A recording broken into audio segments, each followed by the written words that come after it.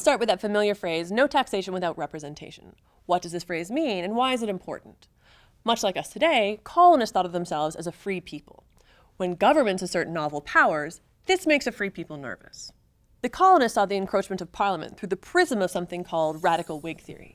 Because of this theory, the events after 1763 took on a certain meaning that eventually compelled rebellion. Now, first things first, what is radical Whig theory? And no, it has nothing to do with actual Whigs. Whig theory started in England years earlier as a response to the increasing power of the king and the court. Yes, they worried about it too. This theory holds that individuals within a free society must jealously guard their liberty and be wary of any government encroachment. This school of thought focuses on reviving ancient ideals of civic virtue. It holds that freedom is hard to keep and easy to lose. For that reason, when government starts encroaching, it's incumbent on a people to fight back.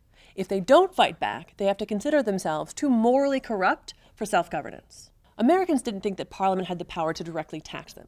Free men, after all, only answer to themselves, and Americans didn't have a representative in Parliament. Without a representative, therefore, there's only so much power a distant government can assert before it starts to look oppressive. By the time Parliament started passing the intolerable acts in the 1770s, colonists realized they had to resist, collectively.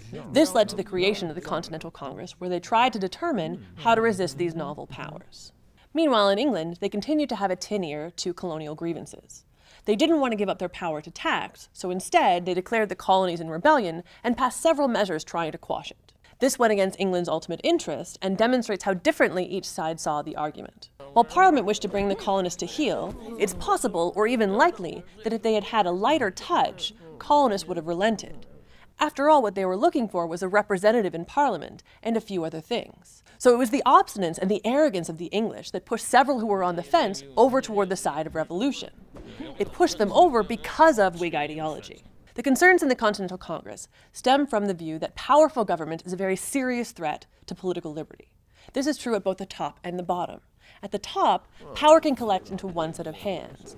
At the bottom, individuals who are too weak to push back against government encroachment are viewed as morally corrupt. In the colonies, therefore, accepting the increased presence of the armed forces and accepting the increased burden of the new taxes would demonstrate a lack of political virtue. Because of this, the post-war events convinced even those who were hesitant that they had to rebel, and this would eventually lead to war with England. Whig theory is one of two important ideologies underlying the revolutionary spirit. The other is classical liberalism, as exemplified by John Locke.